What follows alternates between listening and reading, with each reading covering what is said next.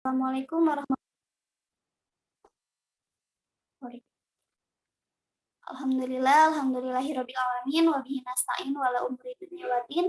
Wassalatu wassalamu ala asrofil anbiya'i wal mursalin wa ala alihi wa sahbihi ajmain amma ba'du. Ya alhamdulillah, segala puji bagi Allah yang telah memberikan kepada kita semua keberkahan, nikmat iman, nikmat Islam, dan nikmat sehat, sehingga pada hari ini kita masih diberikan kesempatan untuk bisa berkumpul dalam majelis ilmu gitu. Alhamdulillah, insya Allah pada hari ini kita akan membahas tentang masih membahas putar tentang akidah, kitab tauhid kita, yaitu pembahasan tentang Asmaul Husna. Nah, insya Allah nanti akan oleh Ibu Meti melanjutkan pembahasan pada pekan yang lalu gitu. Sambil menunggu teman-teman yang belum hadir dan juga Ibu Meti yang sedang mengkondisikan anaknya ya. Nah, ini insya Allah kita langsung buka dulu dengan sama-sama membaca surah Suratul Fatihah dan doa mau belajar. Bismillahirrahmanirrahim.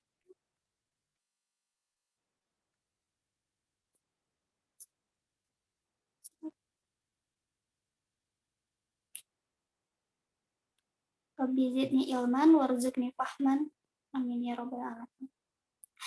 Ya, alhamdulillah, insya Allah pada kesempatan kali ini kita akan membahas, kalau tidak salah ini kajian kitab yang keempat ya, kitab tauhid yang keempat.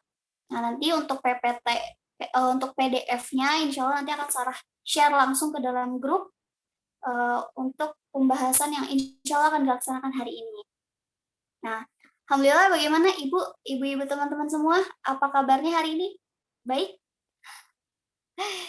Sini ada, kalau di ruang Zoom Sarah ini ada Umu Adinda, Umu Erva, Umu Emres, dan sebagainya ya.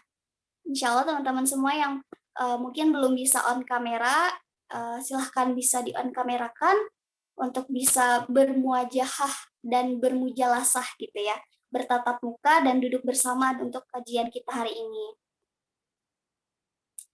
Kalau misalkan ada kendala seperti sinyal atau kalau di Sukabumi hari ini lagi mendung ya, jadi suara geledek itu menggelegar cukup. Nah, jadi nanti mungkin kalau ada beberapa kesempatan off cam, artinya geluduknya sedang parah seperti itu.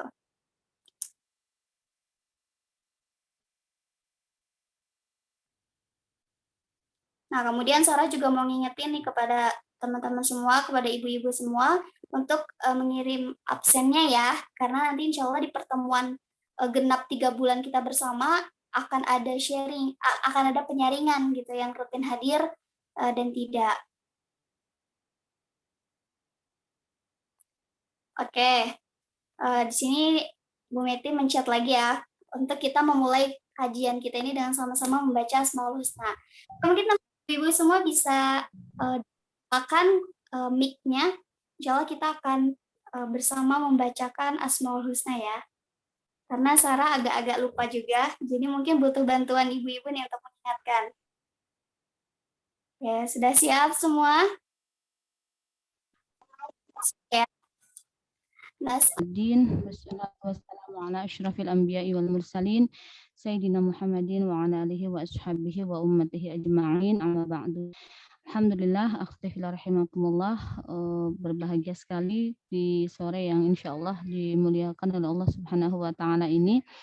Kita bisa kembali berjumpa untuk melanjutkan kajian Asmaul Husna ini.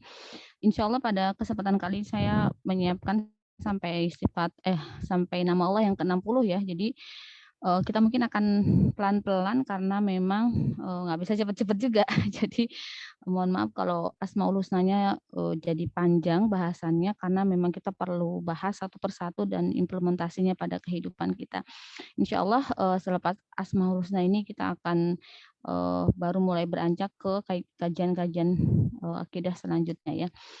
Jadi semoga teman-teman tetap istiqomah untuk mengkaji karena memang ilmu itu harus dikaji bersama dengan kegigihan tekad ya. Jadi tidak ada ilmu yang didapatkan kecuali bersamanya harus ada murid yang sungguh-sungguh, yang gigih tekadnya, yang ikhlas hatinya gitu ya. Sebagaimana Imam Syafi'i memberikan gambaran orang-orang yang menuntut ilmu itu harus memiliki sifat-sifat itu.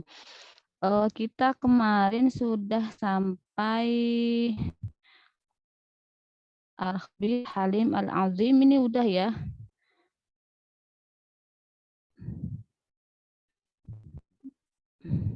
Sampai Asmaul Husna ke-30 ya kalau tidak salah ya.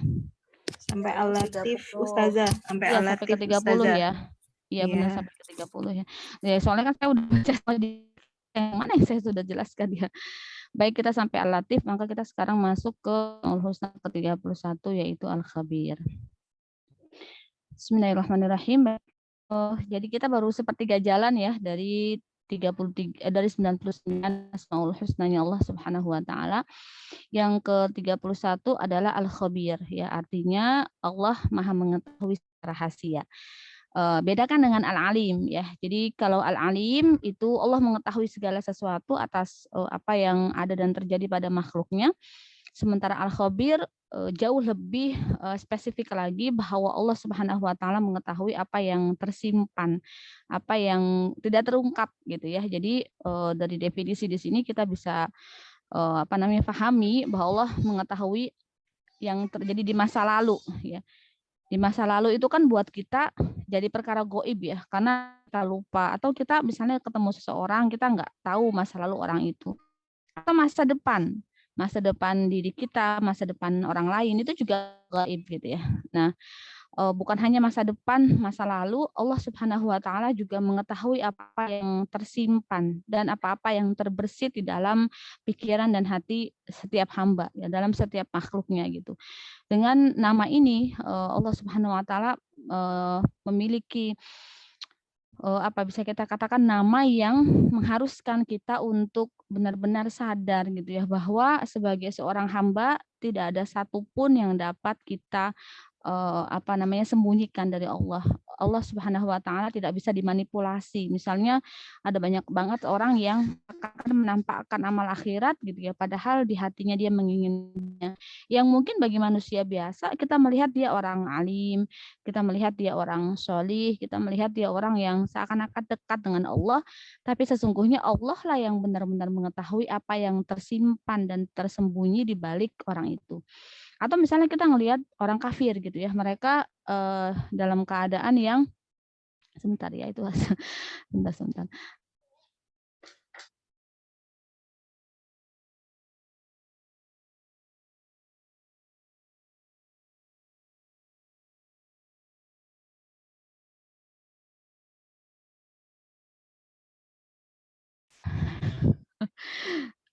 Ada peristiwa lucu. Jadi suami saya bikin bubur kacang hijau tapi belum saya gulain karena saya biasanya memberikan gula terakhir. Jadi suami saya sudah nyendokin buat si kembar buat tahu kalau ternyata belum saya kasih gula. Sedikit. Baik, kita lanjutkan ya. Jadi misalnya kita melihat gitu ya, ada orang kafir, kadang banyak sekali yang bertanya gitu, kenapa sih Ustadzah gitu orang kafir itu misalnya dia baik, tetangga kita sangat peduli gitu kan, suka nolong dan sebagainya, tetapi akhirnya Allah akan masukkan dia ke dalam neraka gitu ya. Kenapa nggak dikasih balasan gitu? Nah, saya mencari tahu gitu ya. Lalu saya ketemu satu penjelasan dari Ustadz Abdul Somad. Saya yakin beliau adalah guru kita. Beliau menyampaikan bahwa bagi orang-orang kafir, kalau dia berbuat baik, maka Allah akan balas langsung di dunia. Nah, jadi saya tapi tidak mendapatkan penjelasan beliau mengambil tafsir ulama siapa, tapi saya yakin setiap ucapan orang berilmu itu pasti merefer kepada pendapat ulama-ulama terdahulu yang itu berasal dari nas-nas Al-Quran dan Sunnah gitu. Tetapi ingin saya sampaikan, beliau menyampaikan begini bahwa hatta orang-orang kafir yang mereka tidak mengakui Allah gitu ya, lalu mereka berbuat baik, maka Allah sebenarnya langsung balas itu. Karena kita ingat bahwa dengan sifat rahmannya Allah memberikan rezeki kepada siapapun termasuk kafir gitu ya. Maka kata Ustadz Abdul Somad, misalnya ada orang kafir yang dermawan, ya maka Allah akan lancarkan rezeki dia. Ada orang kafir yang hati, maka Allah akan membuat orang lain sayang kepada dia. Tetapi itu semuanya di dunia. Dia tidak mendapatkan bagian apa-apa di akhirat. Tentu kita boleh berbeda pendapat ya, dan harus kita sertakan itu pendapat dari ulama siapa atau pendapat merefer kepada kitab apa dan itu didasarkan pada dalil apa gitu. Tetapi dari sini dapat kita pahami bahwa pun misalnya orang-orang yang kita pandang baik itu lalu dia meninggal dalam keadaan kafir, maka tentulah Allah Maha tahu apa yang tersimpan sehingga dia tidak tertunjuki kepada begitu ya. Sebagaimana misalnya pamanda Rasulullah SAW Abu Thalib gitu ya. Saya setiap malam rutin ba'da subuh, ba'da maghrib gitu ya, hampir nggak pernah jeda kecuali ada sesuatu yang sangat signifikan membacakan sirah Nabi kepada anak-anak gitu ya. Kita sampai kepada peristiwa kan baca dari awal ya, karena bacanya hanya 1-2 halaman gitu kadang dalam satu waktu. Sampai pada peristiwa di mana Rasulullah SAW ditinggal gitu ya oleh pamannya gitu Abu Thalib. Padahal ketika beliau bersama dengan pamannya Abu Thalib walaupun dalam keadaan miskin, kan Abu Thalib lebih mengutamakan Muhammad ya Rasulullah dibandingkan anak-anak yang lain. Begitu juga Abdul Muthalib ya kakek beliau juga begitu lebih mengutamakan cucunya yaitu Muhammad dibandingkan yang lain. Tapi mereka semua meninggal dalam keadaan kalau Abdul Muthalib meninggal Rasulullah tentu saja belum menjadi nabi. Abu Thalib meninggal Rasulullah sudah menjadi nabi tetapi tidak beriman gitu kan kepada Allah Subhanahu wa taala. Tentu saja Rasulullah bersedih dan menangis, maka turunlah ayat yang menyampaikan bahwa tugas Rasul itu hanya memberi petunjuk gitu ya. Allah lah yang Maha tahu tentang kenapa seseorang bisa menggapai hidayahnya Allah, kenapa tidak. Nanti pembahasan tentang hidayah dan dolalah kita akan bahas di sesi tauhid tapi mungkin di cabangnya tauhid. Kalau teman-teman yang pernah ikut bengkel diri, level 1 sudah ada bahasan itu ya kalau tidak salah. Tetapi nanti insya Allah kita akan dalami di kajian kita juga. Nah, itu yang dimaksud Allah itu al-khabir. Sesuatu yang tidak ketahui yang Allah tahu gitu. Makanya kenapa seorang hamba harus senantiasa berhusnuzon kepada Allah Subhanahu wa taala karena Allah Maha tahu. Misalnya apa yang kita inginkan tidak terjadi hari ini, Allah tahu gitu dampaknya pada kita di masa yang akan datang yang kita belum tahu. Sehingga tidak layak kita bersuudzon kepada Allah terhadap apa yang terjadi, yang itu sesuatu yang kita pandang buruk atau sesuatu yang kita pandang nggak bagus buat kita, nggak kita inginkan. Karena Allah Subhanahu wa taala Maha tahu kalau apa yang kita inginkan itu diberikan, niscaya keburukannya itu akan menimpa kita di masa yang akan kita nggak tahu. Kita kan ngertinya sekarang, kita nggak dapat itu gitu ya. Saya punya banyak banget teman yang misalnya gitu ya, ada yang belum menikah sampai usia hampir 50 tahun gitu ya. Mungkin sudah di atas 50 gitu. Beliau sampai dalam kondisi yang dibilang putus asa enggak ya, karena dia juga anak yang atau seorang yang paham Islam gitu. Tetapi manusiawi ya kalau di usia yang sudah semakin matang itu belum juga bertemu dengan jodohnya sampai ketika saya bilang yuk saya bantu carikan itu aku wis sakmene kalau bahasa Jawanya, bahasa Indonesia nggak usah Mbak, saya ini umurnya udah segini, mungkin nggak mungkin ada orang yang mau, misalnya begitu. Bagi sebagian kita memandang itu sebagai hal buruk gitu, kasihan banget, misalnya belum datang jodohnya, belum datang suami gitu. Tetapi ketika itu telah menjadi qadha, artinya dia sudah berusaha tetapi sampai detik itu Allah belum mendatangkan jodoh baginya, maka itu sebenarnya kebaikan buat dia. Karena Allah itu al-khabir. Allah mengetahui masa depan dia sesuatu yang tidak kita ketahui. Mungkin misalnya kalau kita mau berandai-andai kalau dia punya suami, ternyata suaminya zalim misalnya. Suaminya menyakitinya, suaminya bahkan melakukan sesuatu yang menciptakan doror pada hidupnya. Kita kan nggak pernah tahu. Maka kalau kita mengetahui bahwa Allah itu al-khabir, kita akan merasa tenang atas apapun destiny bahasa kerennya atau apapun takdir yang Allah berikan kepada kita karena Allah menetapkan itu kepada kita dengan segala kemahatauan Allah. Bahwa Allah itu al-alim dan Allah itu al-khabir begitu ya. Jadi terhadap perkara apapun itu akan lebih mudah bagi kita untuk menerima gitu ya. Dan dengan meyakini Asmaul Husna itu akan membuat kita menjadi orang-orang yang kokoh di dalam kehidupan karena kita meyakini dan menyadari betul bahwa segala sesuatu yang menimpa kita baik itu kebaikan maupun keburukan sejatinya Allah telah pilihkan itu sebagai yang terbaik untuk menemani perjalanan hidup kita apapun itu gitu ya. Kayak saya nih sekarang ya kan sedang ngebut gitu ya buat nyelesain S3. Suami juga demikian. Tapi di sisi lain ada banyak banget hal yang unpredictable banget. gitu, nggak bisa kita prediksi situasi-situasi yang terasa berat sekali untuk kita dan kita kondisikan dalam proses studi gitu ya. Masya Allah gitu ya, kalau kita nggak yakin dengan Allah itu Al-Khabir, mungkin kita kayak udah, ya udahlah gitu ya, nyerah atau ya mungkin ini kita salah jalan kali, pilih ini bareng-bareng S3-nya gitu, anak masih kecil gitu kan, banyak pula kondisi pandemi, banyaklah macam-macam gitu ya, silih berganti gitu, ujian-ujian itu datang untuk menguji apakah saya dan suami dalam kondisi yang tetap firm untuk menyelesaikan itu dengan sesuai azam kami gitu, untuk memberi bobot pada bumi, salah satunya pada ilmu pengetahuan. Tetapi itu tadi, dengan mungkin mendalami Asmaul Husna termasuk, Asmaul Al-Khabir, kita jadi mengerti itu pasti di balik misalnya, profesor kita yang marah gitu, di balik misalnya saya yang nggak lulus-lulus gitu ya, baru ngejar ketertinggalan, di balik kesibukan-kesibukan lain yang tidak bisa dikurangi gitu, seperti ngantor dan sebagainya. Allah telah memberikan ini sebagai situasi yang terbaik untuk menguji kita. Dan itu sama sekali bukan dalam rangka menghukum gitu ya, sebagaimana kemarin saya sempat lihat ada chat di Zoom, dari mana kita tahu bahwa apa yang menimpa kita itu bukan hukuman Allah gitu ya, tetapi ujian. Cara mengetahuinya sebenarnya mudah. Cara mengetahuinya adalah dengan menengok diri kita sendiri. Menengok dan memberikan penilaian secara objektif apakah kita sedang berada di jalan Allah ataukah sedang menjauhi Allah. Kalau kita sedang menjauhi Allah, maka beruntunnya musibah yang datang kepada kita sangat mungkin itu adalah peringatan. Ya, peringatan bentuk apa istilahnya, hukuman yang didahulukan dari Allah Subhanahu wa taala agar kita sadar bahwa apa yang kita lakukan itu salah. Dan itu lebih baik daripada dicuekin Allah gitu ya. Daripada mengalami yang disebut dengan istidraj, berdosa, bermaksiat tapi dibiarkan. Tetapi kalau kita menengok ke dalam diri kita dan kita meyakini bahwa kita berusaha untuk selalu taat kepada Allah, berusaha untuk mencari ilmunya Allah, berusaha untuk menggapai hidayahnya Allah gitu ya, maka sejatinya itu adalah ujian. Dan ujian itu tidak bermakna penghukuman. Ujian itu bermakna kasih sayang.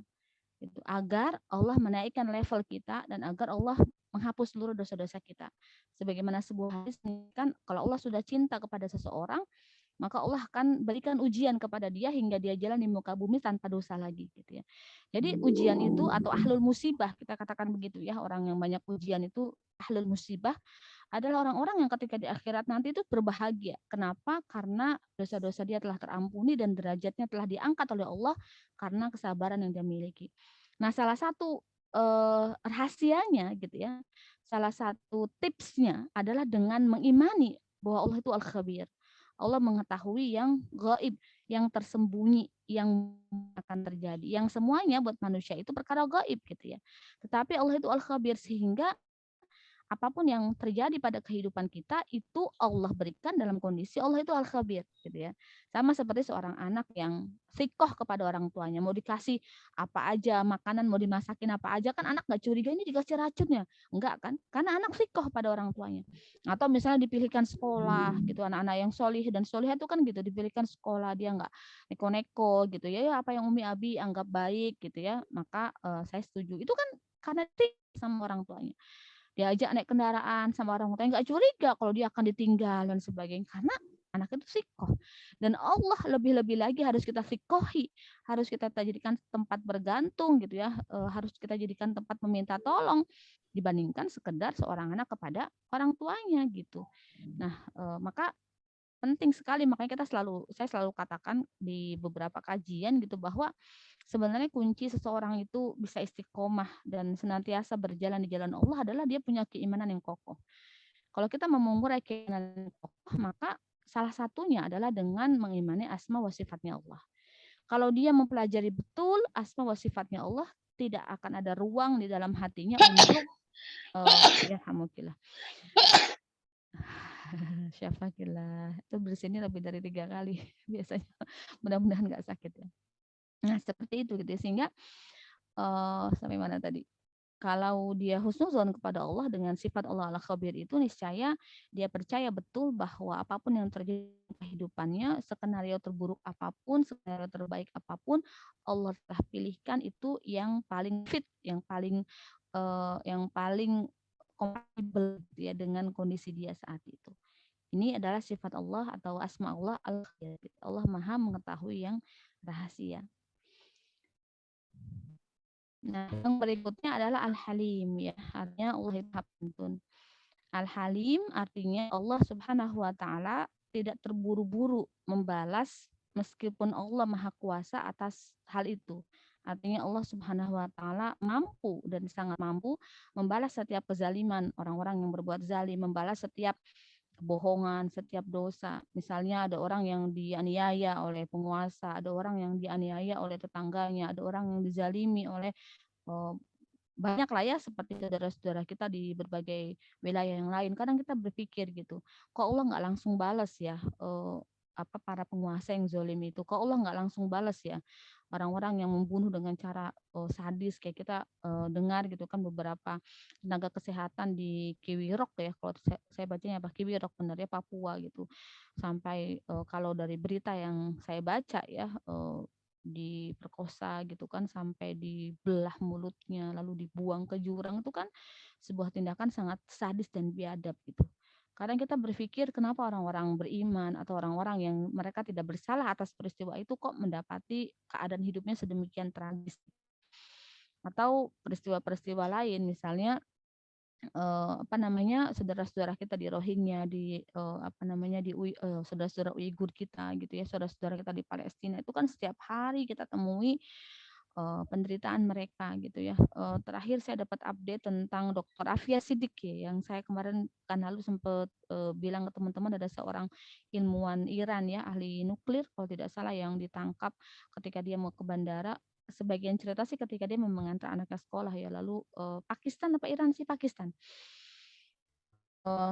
diculik ternyata dia dibawa ke penjara di Amerika lalu dipindahkan lagi ke Bagram di Pakistan gitu ya dan itu di Bagram itu di Afghanistan ya penjara di Afghanistan jadi dan itu di kena charge kalau tidak salah 80 tahun ya penjara tanpa ada apa namanya sidang yang gitu bahkan dia kena tuduhan katanya merebut senjata tentara dan mau menembakkannya kalau dalam apa ya surat yang dibacakan atau yang dipublikasikan Allah alam kebenarannya kan tentu saja apa istilahnya ya tindakan-tindakan kejam dia alami gitu mulai dari perkosaan gitu kan penyiksaan gitu ya yang sampai dalam batas yang saya bacanya aja ngeri gitu dalam surat itu diceritakan bahwa dia bermimpi bertemu Rasulullah SAW Dr. Afia Siddiq kepada Rasulullah ya Rasulullah kenapa aku dapat ujian seperti ini gitu ya lalu Rasulullah menjawab sesungguhnya ujian ini bukan untukmu tapi ujian ini adalah untuk umatku. Maksudnya apa yang bisa kita lakukan dengan kondisi seorang muslimah yang dizolimi sedemikian rupa. Teman-teman nanti bisa googling Dr. Afia Siddiqi itu sungguh luar biasa ya apa yang terjadi pada beliau sampai saat ini kan beliau juga belum keluar dari penjara dan nggak tahu kita apakah masih hidup atau sudah meninggal. Tapi satu apa rilis yang saya baca dalam pekan ini yang membuat saya begitu bergetar adalah ketika beliau bercerita di pengadilan bahwa dia bertemu Rasulullah SAW gitu karena kan beliau hanya dandani pakaikan baju gitu ketika mau diadili di pengadilan gitu dan cerita tentang bahwa beliau bertemu Rasulullah itu yang membuat saya bergetar gitu apalagi ketika Rasulullah menjawab bahwa ujian ini bukan untuk dia tapi untuk umatnya gitu apakah kita ini dapat melakukan sesuatu untuk melakukan pembelaan kepada saudara-saudara muslimah kita dan muslim itu yang mengalami penindasan sedemikian rupa kalau kita nggak punya keimanan kita akan bertanya gitu kenapa Allah nggak langsung balas orang-orang yang zalim itu yang merusak kehormatan seorang ibu seorang wanita udah rasanya nggak ada harga diri gitu rasanya mungkin ingin mati sampai ada satu dialog di apa ya televisi gitu ya kalau tidak salah ketika ada seorang yang bertanya boleh orang-orang yang di penjara gitu di penjara Israel atau di penjara orang-orang wanita-wanitanya tuh bunuh diri gitu untuk melindungi kehormatan mereka karena kalau mereka nggak bunuh diri mereka mungkin akan diperkosa akan hamil dari apa namanya kezaliman dari para kafir itu gitu ya termasuk juga tentu akan mengalami penderitaan mental dan fisik yang luar biasa gitu sampai sang syekh itu menangis dan tidak bisa berkata-kata gitu karena bunuh diri itu dosa tetapi kekejaman yang dialami itu di luar nalar kemanusiaan gitu yang bahkan binatang saja mungkin tidak tega melakukan itu gitu. Tetapi di sini Allah punya sifat al-halim gitu ya terhadap orang-orang yang bermaksiat terhadap orang-orang yang berdosa Allah Subhanahu wa taala tidak akan buru-buru mengazab mereka karena kemaksiatan dan kezaliman makhluk. Meskipun Allah berkuasa gitu ya. Meskipun Allah berkuasa untuk melakukan itu. Artinya kalau sampai hari ini gitu ya, kita lihat ada orang-orang yang kita anggap dia zalim, kita anggap dia banyak berbuat maksiat, lalu dia terasa belum dihukum oleh Allah, itu mungkin salah satunya karena Allah punya nama Al-Halim gitu ya. Artinya Allah itu maha penyantun gitu, maha bersabar menunggu orang-orang itu kembali kepada Allah. Atau kalau kepada orang-orang kafir Allah tunda itu sampai di akhirat nanti gitu ya. Dalam hadis riwayat Ibnu Majah disampaikan Rasulullah SAW mengajarkan kita untuk berdoa menggunakan asma Allah Al-Halim ya. La ilaha illallah al-halimul karim, subhanallah rabbil arsyil azim, alhamdulillahi rabbil alamin. Ini sekali ya sebenarnya bisa kita hafal bersama-sama dan kita jadikan zikir kita di selepas sholat ya. Semoga dengan begitu Allah Subhanahu wa taala dengan maha penyantunnya gitu ya, mengampuni segala kesalahan kita, tidak mengazab kita dengan dosa-dosa kita, justru bersama dengan maksiat yang kita lakukan kita mohon ampun dengan Al-Halim ya Allah gitu ya Subhanahu wa taala. La ilaha illallah Al-Halimul Karim, subhanallah rabbil arsyil azim, alhamdulillahi rabbil alamin. Itu ya hadis riwayat Ibnu Majah. Ini PowerPoint-nya belum saya berikan karena apa namanya? Nyicil ya. Jadi nanti insya Allah kalau sudah selesai semuanya insya Allah nanti akan saya bagikan ya. Jadi sampai selesai 99 asma wa sifatnya Allah ini baru saya bagikan.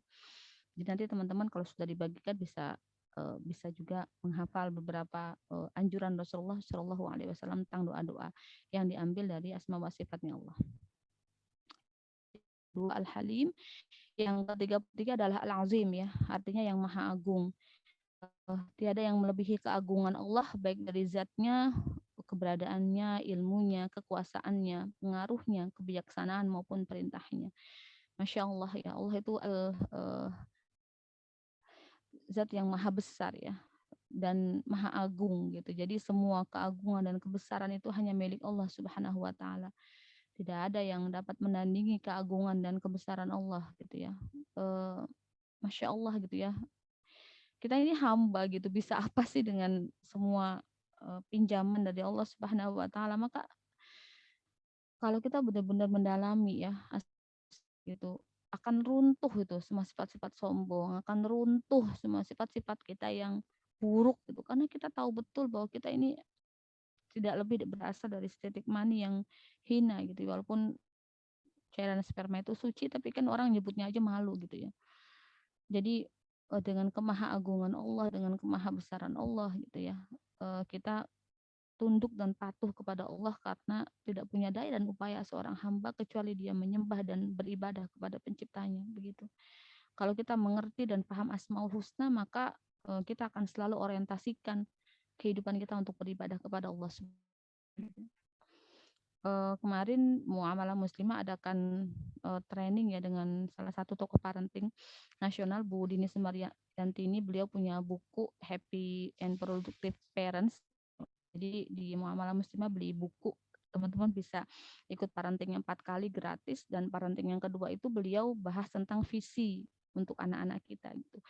Saya sangat tertegun ketika beliau mengatakan bahwa visi itu harus digali dari ayat-ayat di dalam Al-Quran, dan beliau menyebutkan di situ di surat Al-Qasas ayat 77 ketika Allah Subhanahu wa taala meminta kita untuk wabtaghi gitu ya, untuk mencari darul akhirah gitu, kehidupan akhirat.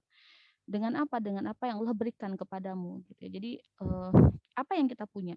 Kita punya harta, maka jadi harta sebagai jalan kita menempuh akhirat. Kita punya apa? Kita punya profesi, ada yang jadi dokter, ada yang jadi guru, ada yang jadi dosen, ada yang jadi mungkin cleaning service, ada yang jadi OB gitu ya. Jadi apapun kita, maka jadikan apa yang Allah berikan kepada kita itu wasilah kita untuk mencapai akhiratnya Allah. Apapun yang kita punya profesi, kita punya waktu, kita punya harta, kita punya kekuatan, apapun yang Allah pinjamkan kepada Allah, di dalam surat Al-Qasas ayat 77 itu Allah meminta kita untuk menggunakan semua yang Allah berikan kepada kita untuk mencari darul akhirah. Tetapi Allah juga di dalam surat Al-Qasas ayat 77 itu bahwa walatan sanasibaka minad dunya, jangan lupakan bagianmu dari kehidupan dunia. Jadi nggak banding kan, nggak seimbang. Kalau kepada akhirat Allah kita minta mencarinya, Allah minta kita mengejarnya dengan semua yang kita miliki, dengan semua yang Allah berikan. Sementara kepada dunia, Allah hanya meminta kita untuk nggak lupa. Ya karena kita hidup di dunia, tentu kita menggunakan fasilitas dunia yang Allah kasih. Kita butuh harta, kita butuh sehat, kita butuh rumah tinggal, kita butuh kehidupan yang tentram, kita butuh semua hal yang dibutuhkan manusia dalam hidup di dunia. Tetapi itu semua seharusnya kita gunakan untuk mencari darul akhirah, kehidupan akhirat. Itulah visi yang benar gitu. Sehingga nanti kalau kita mau turunin dalam berbagai aspeknya, dalam keadaan apapun kita, dalam profesi apapun kita harus jadikan itu sebagai orientasi kita untuk mencapai darul akhirah begitu. Jadi jangan sampai ada satupun kegiatan kita gitu ya yang tidak terkoneksi dengan darul akhirah gitu. Itu maksudnya kan seperti itu. Nanti kalau orientasi sebagai keluarga berarti jadikan keluarga ini keluarga yang berburu darul akhirah. Berarti kalau keluarga yang berburu darul akhirah, keluarga yang tidak akan mengabaikan sedikit pun semua kewajiban yang Allah berikan dan semua larangan yang Allah minta kita untuk menjauhi. Karena kita pengen darul akhirah gitu. Maka dia akan menjadi keluarga yang waspada untuk senantiasa taat kepada Allah dan Rasulnya. Ketika ada perintah di ruang domestik, ya dia jalankan perintah di ruang domestik itu. Ketika ada perintah di ruang publik, ya dia jalankan perintah di ruang publik. Dia nggak akan pilah-pilah mana perintah yang dia senengin, lalu dia jalankan, sementara perintah yang dianggap berat dia abaikan. Padahal Nabi Ibrahim saja diperintahkan untuk menyembelih anaknya sendiri. Gitu. Para nabi dan rasul diperintahkan untuk melakukan sesuatu yang kadang-kadang tidak masuk akal di dalam nalar kita. Tetapi karena mereka tahu bahwa mereka adalah hamba dan mereka sangat tahu bahwa mereka sedang menjadi penciptanya, maka tidak ada sedikit pun keraguan kecuali mereka taat kepada Allah dan Rasulnya, bahkan untuk perintah-perintah yang sepertinya tidak masuk akal. Seperti perintah Allah kepada Nabi Nuh untuk membangun bahtera di atas bukit gitu ya, kalau tidak bisa kita katakan di atas gunung. Itu kan not make sense, nggak masuk akal. Tetapi karena Nabi Nuh yakin bahwa itu adalah perintah Allah, ya dia laksanakan. Sementara kita hamba-hamba modern sekarang gitu, baru diperintah jilbab, mikirnya 1000 kali. Baru diperintah meninggalkan riba, pertimbangannya 1.000.000 kali. Baru diperintahkan berdakwah, wah pokoknya alasannya udah banyak banget. Padahal kita ini cuma hamba yang sangat lemah gitu. Tetapi kenapa pada perintah dan larangan Allah kita demikian mempertimbangkannya demi kemaslahatan hidup kita. Padahal kita nggak tahu apa-apa. Sedangkan yang memerintahkan kita itu punya 99 nama yang agung, punya 20 sifat yang tinggi, yang itu tuh semuanya tidak mungkin dapat kita sayangi karena kita tuh diciptakan olehnya begitu. Jadi kalau kita punya keimanan yang kokoh, kita akan pasrah kepada apapun perintah dan larangan Allah. Maka begitulah yang diajarkan Rasulullah sehingga para sahabat menjadi orang-orang yang sangat berharap kepada akhirat dan menganggap kecil dunia. Bisa nggak kita begitu? Sebagian orang zaman sekarang kenapa berat belajar agama gitu, mau rutin ngaji, karena mereka terlalu sibuk dengan dunia gitu, sehingga mereka tidak memberikan waktu bagi hidup mereka untuk dipimpin oleh Islam, dipimpin oleh agama dalam pemikiran dan perbuatan mereka. Mereka sibuk pada sesuatu yang Allah meminta kita cuma nggak lupa aja. Sementara untuk kehidupan akhirat, itulah tujuan kita hidup di dunia ini. Tapi untuk kehidupan akhirat, mereka malah lupa, malah menjualnya atau malah terlena dengan dunia yang sebenarnya nggak ada apa-apanya gitu dibandingkan kehidupan akhirat. Nah, Ibnu Abbas, ini pamannya Rasulullah ya, meriwayat, Ibnu Abbas itu ponaan ya. Kalau kan yang pamannya Rasul itu Abbas nih, ini Abbas berarti anaknya Abbas, meriwayatkan sepupu deng, kalau anak paman sepupu ya. Jika Rasulullah SAW mendapat kesulitan, beliau berdoa dengan menyebut nama Al-Azim, la ilaha illallah Al-Halimul Azim, la ilaha illallah Rabbul Arsyil Karim, la ilaha illallah Rabbul Arsyil Azim, la ilaha illallah Rabbus Samawati wa Rabbul Ardi wa Rabbul Arsyil Karim.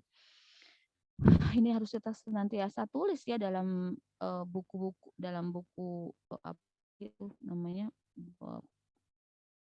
planner book kita dan sebagainya, doa-doa ini.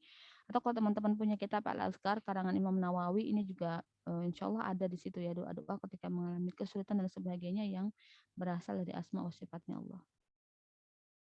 Yang ke-34 adalah Al-Ghafur ya, artinya Maha Pengampun. Ini sering ya kita sebut gitu ya, karena ini salah satu asma Allah yang mungkin relatif populer ya. Gitu. Padahal sebenarnya asma Allah tuh banyak sekali gitu. Tanpa yang kita ingat adalah salah satunya hanya Ghafur itu biasanya. Berasal dari kata al-ghafru yang berarti menutupi ya. menunjukkan Allah Subhanahu wa taala sangat sering mengampuni dan menutupi dosa hambanya ya. Jadi ada di surat Al-Kahfi, Al-Hijr dan At-Toha ya. Meminta ampunan kepada Allah bisa dengan menambahkan menyebut Asmaul Husna yang ke-34 ini. Banyak sekali kisah ya, atau bahkan ada satu hadis yang mengatakan bahwa barang siapa yang memohon ampun kepada Allah, maka Allah akan tutupi ya dosanya dia seakan-akan dia tidak pernah melakukan amalan itu gitu. Makanya kenapa orang kalau sudah mohon ampun kepada Allah itu tidak boleh menceritakan aibnya atau dosanya lagi kepada manusia. Karena Allah sudah tutupi, bagaimana mungkin dia masih menganggap dia melakukan aktivitas itu. Jadi salah satu ciri orang yang bertaubat adalah orang yang dia merasa apa ya, bukan percaya diri dalam makna sombong ya. Artinya dia benar-benar move on gitu ya dengan dosanya dan dia sibuk untuk melakukan kebaikan dibandingkan sibuk mengingat-ingat dosanya. Karena ya sibuk mengingat dosa itu baik, tapi kalau sibuk mengingat dosa lalu kita mengikuti bisikan syaitan dengan berputus asa dari rahmat Allah karena kita merasa kita banyak dosa, itu kan jadi keliru. Makanya kenapa orang yang bertaubat itu yang paling baik adalah yang dia mengikutkan dengan amal-amal baik berikutnya sehingga dia sibuk gitu ya, sibuk mengikuti amal, menambahkan amal-amal baik sehingga dia melupakan dosa-dosa dia sebagai bentuk permohonan ampun dia kepada Allah Subhanahu wa taala.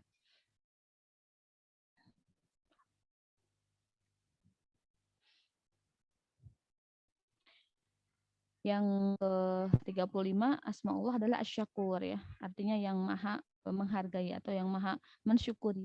Maksudnya apa? Allah Subhanahu wa taala maha menghargai dan membalas kebaikan. Allah memuji hamba-hamba pilihannya yang membalas dan membalas setiap amal sekecil apapun amal itu. Bahkan dalam beberapa tulisan saya mendapati keterangan bahwa yang dimaknai dengan Asy-Syakur ini Allah Subhanahu wa taala memberikan balasan melebihi dari amal yang kita lakukan gitu ya. Kita mungkin hanya menyingkirkan ranting di jalanan atau seperti dalam kisah misalnya seseorang sebagaimana dalam hadis Rasul yang panjang memberi makan memberi minum kepada anjing yang kehausan gitu. Tetapi Allah langsung menghadiahkan dia jannah dan mengampuni seluruh dosanya padahal dia sebelumnya adalah pelacur gitu ya. Itulah sifat asyakurnya Allah gitu ya. Kenapa begitu? Karena Allah Subhanahu wa taala menerima amalnya dan keikhlasan dia menolong hamba Allah yang lain atau menolong makhluk Allah yang lain yang kita anggap sebagai sesuatu yang najis yaitu anjing tadi gitu ya. Maka jangan pernah menyepelekan amal soleh itu ya.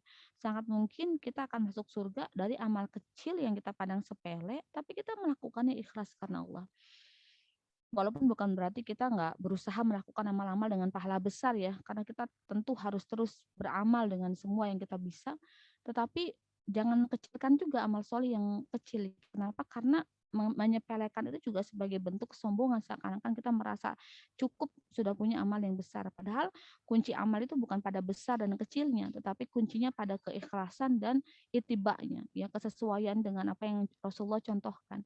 Karena Allah punya sifat asyakur ini gitu ya yang uh, sangat balas dengan berlebih dari apa yang kita lakukan gitu ya. Misalnya kita memohon kepada Allah hidayah, Allah pasti akan kasih. Jadi jangan ada orang yang ragu, aduh saya ragu nih kalau mau ngaji, saya ragu nih kalau mau taklim kemana ya, takutnya nanti kesesat segala macam. Dia lupa bahwa ketika dia memohon kepada Allah dengan ikhlas tuh pasti akan Allah arahkan untuk mendapatkan yang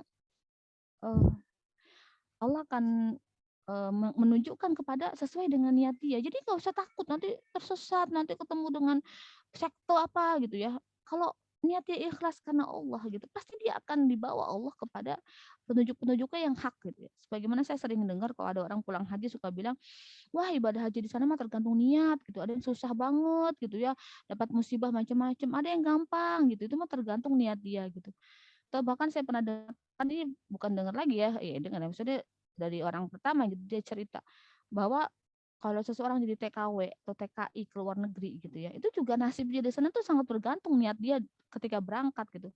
Ada yang berangkat karena lagi marah sama suaminya, ada yang berangkat dalam keadaan kesal dengan nasibnya, ada yang berangkat dalam keadaan ikhlas melakukannya karena mencari uang buat kuliah. Itu biasanya nasibnya beda-beda gitu. Ya itu tadi karena Allah itu sangat menghargai sebuah niat baik atau bahkan amal baik seseorang gitu. Tidak mungkin Allah sia-siakan. Allah itu tidak zalim terhadap amal hamba. Maka sekecil apapun amal soleh yang kita lakukan, Allah akan membalasnya. Jadi nggak usah khawatir. Apalagi kita nunggu-nunggu orang bilang terima kasih sama kita. Nunggu-nunggu orang mengapresiasi, nggak usah. Kalau kita masih nunggu-nunggu, itu berarti kita tidak ikhlas. Bukan berarti orang tadi tidak boleh mengapresiasi, bahwa mengapresiasi itu bagian dari syukur orang itu gitu. Bahwa orang yang tidak bisa bersyukur kepada hamba bisa bersyukur kepada pemberian Robnya. Itu kan kewajiban orang yang diberi ya untuk bersyukur. Tetapi kita sebagai yang memberi, misalnya kita mau memberi, maka kita tidak perlu menunggu-nunggu orang mengapresiasi dan sebagainya gitu. Karena kalau kita melakukannya karena Allah, tanpa kita memohon agar orang lain memuliakan kita, Allah akan menggerakkan hati orang-orang itu untuk memuliakan kita. Kalau Allah sudah mencintai kita, pun misalnya Allah menginginkan ujian orang-orang membenci kita, tapi selama Allah yang mencintai kita, artinya Allah orang membenci kita tuh kita udah yakin banget di dalam hati kita bahwa kita bukan dalam keadaan dibenci karena bermaksiat, tapi mungkin dengan taat gitu ya, karena yang lain nggak suka dengan ketaatan kita, maka istiqomahlah. Yakin Allah pasti membalas apa semua kebaikan yang kita lakukan walaupun orang lain tidak bisa membalasnya. Ini juga salah satu yang saya sepakati ya dari Parenting Budini, salah satu program di Muamalah Muslimah ketika beliau bilang bahwa sumber bahagia seseorang itu sebenarnya bukan berasal dari respon orang lain kepada kita. Sumber bahagia itu berasal dari diri kita sendiri, yaitu syukur kita kepada Allah, yaitu keikhlasan kita dalam beramal, sehingga karena yang kita harapkan itu hanya balasan Allah dan Allah pasti membalas, ya kan? Dengan salah satu namanya itu asyakur, maka mau orang lain itu kita misalnya suami gitu ya udah kita layanin mereka dia masih cuek atau anak udah kita arahkan ke arah yang benar tapi mungkin masih menolak, tetangga orang tua udah kita nasihatin tetapi misalnya belum nerima, ya nggak apa-apa, jangan sedih gitu loh, atau ya bolehlah sedih tapi jangan lama-lama. Kenapa? Karena kebahagiaan seorang hamba itu hakikatnya adalah ridho Allah, dan Allah pasti ridho kalau kita berbuat baik, jangan khawatir gitu. Jadi jangan seutuh Allah ridho nggak ya, Allah ridho nggak ya, nggak boleh punya keraguan kepada Allah gitu. Kalau kita yakin, kita punya niat yang ikhlas ingin mencari perhatian Allah, ingin mencari kasih sayangnya Allah, ingin mencari apa istilahnya itu ya, ya pokoknya ingin menarik perhatiannya Allah gitu ya. Dan kita berusaha untuk nyari ilmunya bagaimana ittiba yang benar dari Rasulullah, maka yakinlah Allah pasti menghargai dan membalas amal kita sebagai asyakur. Entah di dunia, entah di akhirat. Entah dengan kebaikan, entah dengan menghilangkan dosa, dengan apapun yang Allah berkehendak atas hal itu gitu ya. Sehingga tenang saja kalau sudah beramal soleh itu, tenang saja mau diapresiasi atau tidak, mau diakui atau tidak, yakinlah bahwa Allah pencipta kita itu punya sifat syakur tadi gitu ya. Itu yang ke-35. Yang ke-36 al-ali, yaitu Allah itu maha tinggi. Jadi ada apa tadi yang maha agung gitu ya, itu al-ali yang maha tinggi. Menunjukkan bahwa Allah memiliki derajat tertinggi ya, ketinggian zatnya tidak terjangkau oleh kemampuan manusia. Ini sudah apa ya, nodab lah ya, sesuatu yang kita harus yakini dan pahami bahwa pencipta kita adalah Al-Ali yang maha tinggi, sehingga tidak mungkin ada yang dapat menyaingi ketinggian Allah, tidak mungkin ada yang dapat menyaingi keagungannya Allah, tidak mungkin ada yang dapat menyaingi kebesarannya Allah. Kalau kita sudah tahu pencipta kita seperti itu, niscaya kita tidak perlu terlalu mengagung-agungkan hamba yang kita pandang mungkin dia punya posisi yang sangat wah gitu ya, punya jabatan yang sangat tinggi, punya pengaruh yang sangat besar, itu sama sekali nggak ada apa-apanya dibandingkan asma wa sifatnya Allah Subhanahu wa taala gitu. Sehingga kalau kita tahu kita akan warok saja gitu ya. Ya biasa-biasa saja gitu ya. Misalnya dipanggil oleh orang yang jabatannya wah ya biasa-biasa saja gitu, atau bertemu dengan orang yang bahkan tidak punya jabatan ya biasa-biasa saja. Kenapa? Karena semua itu tuh hanya Allah yang kasih, Allah yang titipkan, dan itu hanya ya seberapa sih yang tidak ada artinya apa-apa dibandingkan segala asma dan sifatnya Allah Subhanahu wa taala. Jadi kita nggak mudah terkesima itu, kok bahasa Jawanya apa sih ya? Nggak mudah takjub gitu ya. Wah ya ampun dia punya ini segini, wah gitu. Kita akhirnya jadi jilat-jilat ya. Sekarang kan eranya gitu ya, era menjilat gitu untuk dapat kekuasaan. Menjilat, bismillah besok komisaris gitu. Bentuk apa itu ya, bentuk eh, apa sih itu ya, ledekan yang sangat sarkas gitu ya. Dengan menjilat bisa mendapatkan posisi-posisi tertentu gitu ya. Na'udzubillah min dzalik ya. Allah itu al-ali ya, tidak ada yang lebih tinggi kecuali Allah. Yang ketujuh, Allah itu al-kabir, yang maha besar. Kabir menunjukkan bahwa Allah maha tinggi dan maha besar dengan segala zat, sifat, dan perbuatannya, sehingga sama menyerupai makhluknya. Ini dapat dipahami ya oleh akal kita bahwa Allah Subhanahu wa taala tentulah yang maha besar. Tidak ada yang lebih besar daripada kebesarannya Allah. Tidak ada kerajaan yang lebih besar daripada kerajaannya Allah. Tidak ada kehebatan yang lebih hebat daripada kehebatannya Allah. Jadi Allah maha besar, Allah maha agung, Allah itu maha tinggi. Jadi pencipta kita itu memiliki semua sifat dan nama yang baik gitu ya, yang sifat yang tinggi sehingga tidak ada satupun yang dapat menyainginya, apalagi dia hanya makhluk yang diciptakan gitu ya. Yang berikutnya adalah Al-Hafiz ya, artinya yang maha menjaga. Allah sangat kuat menjaga yang ingin dijaganya. Bayangkannya bahasanya sangat kuat menjaga bagi siapapun yang ingin dijaga oleh Allah Subhanahu wa taala. Atau sesuai dengan irodahnya, kehendak Allah, siapa yang ingin Allah jaga. Allah menjaga, melindungi dan memelihara sesuatu yang Dia kehendaki. Gitu. Jadi kalau Allah sudah berkeinginan menjaga seseorang, maka tidak ada satupun yang dapat mencelakakan dia, tidak ada satupun yang dapat merusaknya, tidak ada satupun yang dapat menyentuhnya.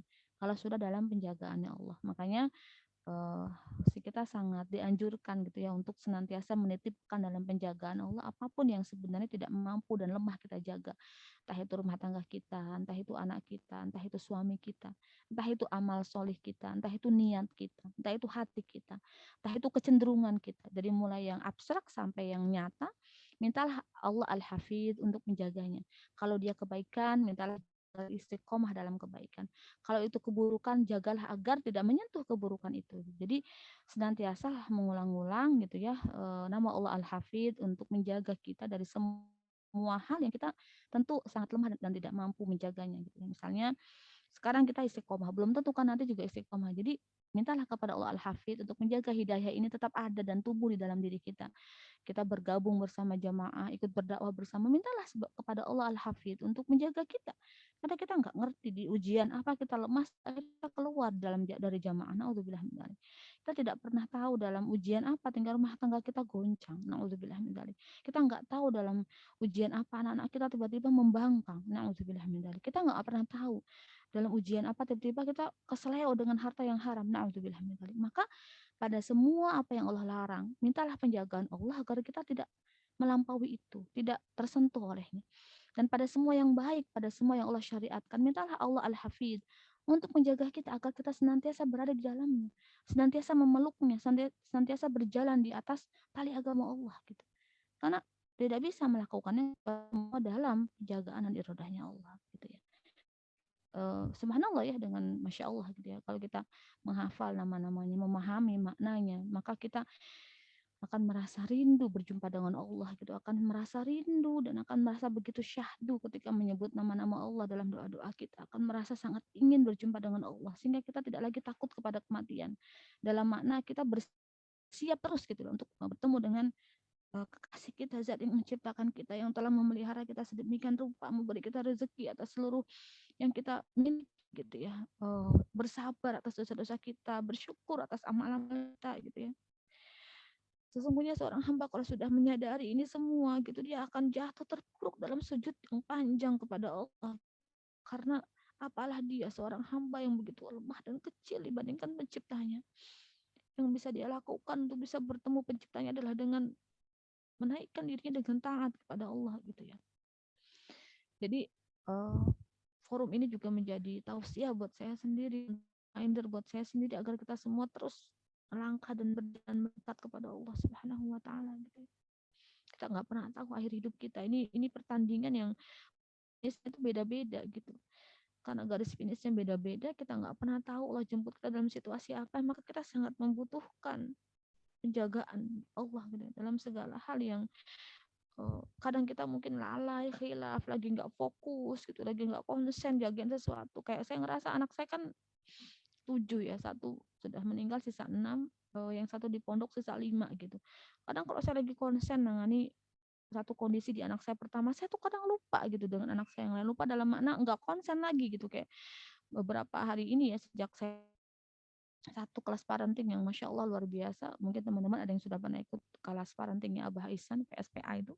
Mudah-mudahan suatu saat Muamalah Muslimah bisa menghadirkan beliau, karena beliau juga sudah bersedia, tinggal kita cari forum dan objek apa gitu yang kita mau bahas. Jadi saya lagi fokus gitu merekondisi semua hal ya, penata ulang jadwal gitu ya, mendisiplinkan, membangkitkan kembali sunnah gitu, menghadirkan lagi peran dan otoritas orang tua, mengembalikan fitrah anak-anak. Dan itu konsentrasi yang butuh energi dan membutuhkan energi yang sangat besar, membutuhkan kesabaran yang luar biasa, membutuhkan fokus yang sangat tinggi, sehingga saya lupa gitu sama hal-hal lain. Jadi kadang beberapa urusan kantor sampai terbengkalai gitu. Atau bahkan si kecil ini gitu ya, saya kan ikutkan beliau mereka berdua di kelas PAUD online yang programnya dikirimkan ke rumah, kita tinggal ulang setiap hari, itu dia sampai nggak terlaksana gitu kegiatan-kegiatannya, harus saya rapel di beberapa hari. Jadi manusia tuh punya keterbatasan gitu. Ketika kita sedang fokus pada sesuatu, kita kadang lupa pada yang lain gitu. Fokus bantuin kakaknya ngerjain PR, lupa kalau adiknya di luar nggak ada yang jaga kan gitu ya. Ini baru diamanahi anak 6 gitu kan. 5 total yang ada di rumah karena yang satu sudah ke pondok. Ini aja saya ngerasa ya Allah gitu, manusia itu lemah. Kayak tadi saya ingat banget, tadi saya ke kantor sebentar itu sebenarnya, saya berangkat jam berapa ya? Setelah selesai masak, memastikan anak-anak dalam kondisi sudah makan dan sebagainya, itu saya berangkat paling 1 jam lah pulang lagi. Ternyata ada aja yang kelewat gitu. Adalah anak pertama ternyata nggak masuk Zoom kelas pertama. Adalah yang kedua ternyata dia misalnya yang lain belum disuapin dan macam-macam itu coba tengoklah gitu ya, penjagaan manusia itu, hamba itu nggak ada apa-apanya gitu. Maka kita sangat membutuhkan Allah sebagai yang maha menjaga agar apa ya, kita senantiasa istiqomah di dalam melakukan kebaikan, di dalam menjalankan amanah gitu ya yang sudah Allah berikan. Kalau tanpa pertolongan, tanpa penjagaan Allah gitu, tanpa hidayahnya Allah, niscaya kita tuh binasa gitu. Binasa dalam menggunakan waktu, binasa dalam menjaga amanah, binasa dalam menjaga kepercayaan gitu. Karena lemahnya manusia gitu. Maka kita membutuhkan semua asma dan sifatnya Allah gitu untuk dalam bentuk-bentuk yang sesuai ya dengan asma dan sifatnya Allah itu, untuk benar-benar menjaga kita agar kita selamat hingga akhir dari kehidupan kita gitu ya. Bukan cuma selamat sebagai personal individu tetapi juga umat ini gitu ya. Sehingga mintalah selalu kepada Allah Al-Hafidh untuk menjaga kita, menjaga dari maksiat dan menjaga kita agar senantiasa dalam keadaan taat gitu ya. Gitu. Yang ke-39 adalah Al-Muqit, maknanya adalah yang memberi kecukupan. Ini Masya Allah ya, kalau kita belajar asma wa sifatnya Allah tuh kita kayak nggak layak gitu, punya pikiran-pikiran negatif gitu ya tentang Allah, dan memang nggak layak gitu ya. Dan itu bisa segera kita singkirkan, kan yang kita pikirkan itu tidak sesuai dengan asma wa sifatnya Allah. Al-Muqit maknanya adalah Allah memberi kecukupan dan menjamin rezeki hambanya. Bayangkan Allah memberikan kecukupan ya. Jadi Allah Subhanahu wa taala itu tidak mungkin memberi sesuatu yang membuat kita itu menjadi kekurangan karenanya. Kecuali itu pasti Allah berikan dalam rangka ujian buat itu, atau bahkan ujian buat orang-orang yang menjadi wali dari orang itu, atau bahkan ujian, peringatan buat penguasa. Tetapi hakikatnya semua yang Allah berikan itu cukup, tapi tangan-tangan manusialah yang merusaknya. Kayak kita lihat sekarang ya. Di masa pandemi ini gitu ya, para pejabat dan orang kaya tuh kekayaannya naik 1000 kali lipat, 1000%. Bisa dibayangin nggak? 1000% itu berarti berapa? 10 kali lipat gitu ya. Kekayaannya naik 10 kali lipat. Sementara orang miskin tuh semakin miskin. Yang di PHK semakin banyak, yang gulung tikar semakin banyak, yang gajinya hanya setengahnya, hanya seperempatnya gitu ya. Saya sendiri ngalamin banget gitu ya. Gaji nggak sampai seperempatnya, tapi disyukuri saja karena memang kondisinya semua sedang begini gitu. Itu luar biasa. Allah memberi kecukupan. Berarti dengan berbagai kondisi itu Allah sebenarnya memberi kecukupan kepada kita. Artinya bersama dengan keimanan dan ikhtiar hamba, kita harusnya bisa cukup. Harusnya bisa cukup, kecuali situ ada maksiat hamba, karena kan zuharul fasadu fil barri wal bahri bima kasabat aydina. Sesungguhnya telah nampak di langit dan di bumi karena tangan-tangan manusia, karena kezaliman dan kemaksiatan manusia, sehingga semua fitrah yang Allah letakkan di alam semesta ini, semua sunatullah yang Allah letakkan di dunia ini, termasuk kecukupan yang Allah berikan kepada setiap hamba, itu rusak. Itu bukan karena Allah itu tidak al-muqit.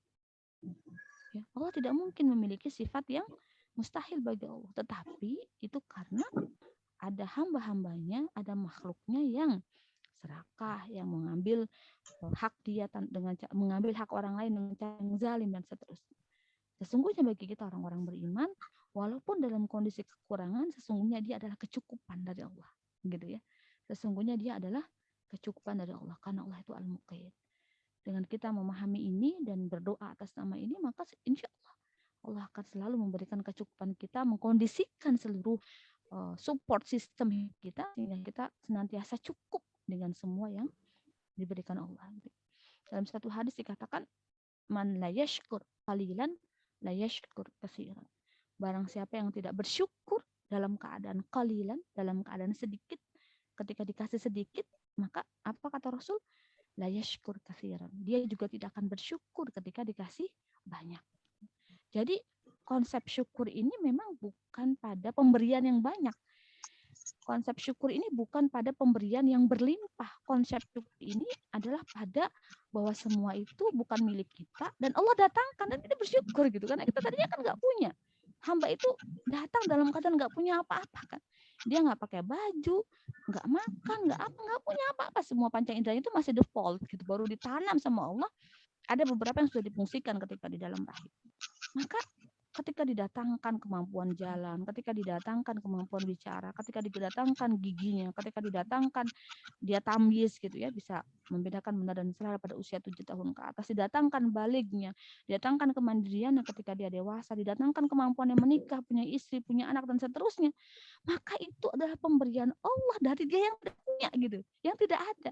Maka saya jadi ingat nasihat salah seorang cendekiawan muslim, Ustadz Ismail Yusanto, yang mengatakan sesungguhnya ketika kita kehilangan orang yang kita cintai, kan di masa pandemi COVID ini banyak sekali yang kehilangan orang yang dicintai, termasuk Mbak Eri, salah satu co-founder di Muamalah Muslimah, baru saja kehilangan suami tercintanya, insya Allah syahid ya Mbak Eri, karena COVID gitu ya. Ustadz Ismail ngasih nasihat yang sangat menenteramkan, sesungguhnya dulu kita tidak memiliki dia gitu. Lalu Allah pinjamkan. Setelah itu Allah ambil, berarti kondisinya sebenarnya 0-0 gitu. Karena dulunya kita nggak punya. Maka orang yang bersyukur itu sebenarnya menyadari kalau dulunya tuh dia nggak punya gitu. Dan Allah kasih. Maka seberapapun kecilnya pemberian, tadinya dia nggak punya, maka dia bersyukur gitu. Itu konsepnya. Rasa syukur itu gitu. Dari sesuatu yang memang nggak ada gitu. Dari nothing to something gitu. Bukan dari 1, dari 0 gitu. Dari 0. Maka dia sebenarnya kembali pada kondisi awal kehidupan dia. Dari kondisi awal kehidupan seseorang. Dan kita semua akan kembali pada kondisi 0 itu kan. Bahkan pada kondisi di mana bukan hanya orang-orang tercinta yang akan dipanggil, tapi kita dipanggil oleh Allah Subhanahu wa Ta'ala gitu. Itu kan bagi orang lain pun dari kondisi tidak ada kan, kita kan tadinya juga nggak ada, orang tua kita menikah kan dulu kita juga nggak ada, kalau Allah panggil kita pulang maka itu kan kondisinya balik seperti dulu saat orang tua kita belum punya kita, dan kita juga kan dalam kondisi nol lagi, dulu juga belum ada di muka bumi, lalu Allah balik panggil setelah kita selesai tuh ke alam akhirat gitu, dengan mempertanggungjawabkan seluruh amal kita gitu. Maka orang yang bersyukur itu orangnya dia tuh apapun pemberian Allah sekecil apapun, dia tadinya nggak punya itu gitu, dia nggak punya modal sama sekali, nggak kayak monopoli, main monopoli dikasih modal dulu, modalnya pun dikasih Allah gitu, sehingga kalau modalnya Allah ambil ya wajar Allah pemiliknya gitu ya, sehingga yakinlah bahwa Allah itu Al-Muqit, Allah memberi kecukupan pada kita dan Allah tidak akan mungkin menzalimi hambanya, Allah memberi sangat kurang dan sebagainya, itu semua karena tangan-tangan manusia. Memang ada yang Allah tahan rezekinya itu pun dengan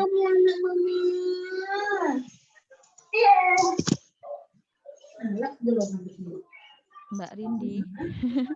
Lupa di mute ya. Kenapa jadi karena tadi bantuan. Oh gitu. Oke. Ya, kita lanjutkan ya. Itu yang ke-39, Allah Al-Muqit, artinya Maha memberi kecukupan. 40, Allah Al-Hasib ya, artinya Allah Maha membuat perhitungan. Al-Hasib menunjukkan bahwa Allah Subhanahu wa Ta'ala akan mencukupi segala kebutuhan hambanya dan juga menunjukkan bahwa Allah akan menghitung amal perbuatan manusia gitu ya. Ini juga sangat luar biasa ya, maknanya sangat dalam, yang mungkin saya akan terus nangis setiap kali saya membahas asma wa sifatnya Allah gitu ya. Saya cuma ingin nitip ya satu doa sebagaimana yang Rasulullah SAW ajarkan kepada Bunda Aisyah ya, ketika Rasulullah mengajarkan berdoalah dengan ini Aisyah agar Allah ringankan atau Allah sederhanakan hisab kita. Allahumma hasibna hisaban yasira, atau Allahumma hasibtu hisaban yasira. Ya Allah, pakai nasa buat bersama ya. Bukan Allahumma hasibtu, berarti kalau ananya jadi objek Allahumma hasibni. Ya Allah, hisablah aku dengan hisab yang mudah. Kalau saya biasa berdoa pas selalu saya pakai karena objeknya. Jadi hisablah kami dengan hisab yang mudah. Aisyah bertanya kepada Rasulullah Shallallahu Alaihi Wasallam, ya Rasul, kenapa yang dimaksud dengan hisab yang mudah itu yang bagaimana gitu ya?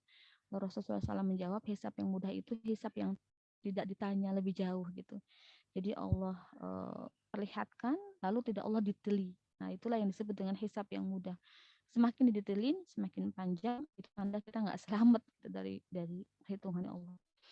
Bayangkan, akhwati fillah rahimakumullah, karena Allah sangat detail ya menghitungnya. Allah hitung semua amal kita sejak kita balik sampai kita meninggal.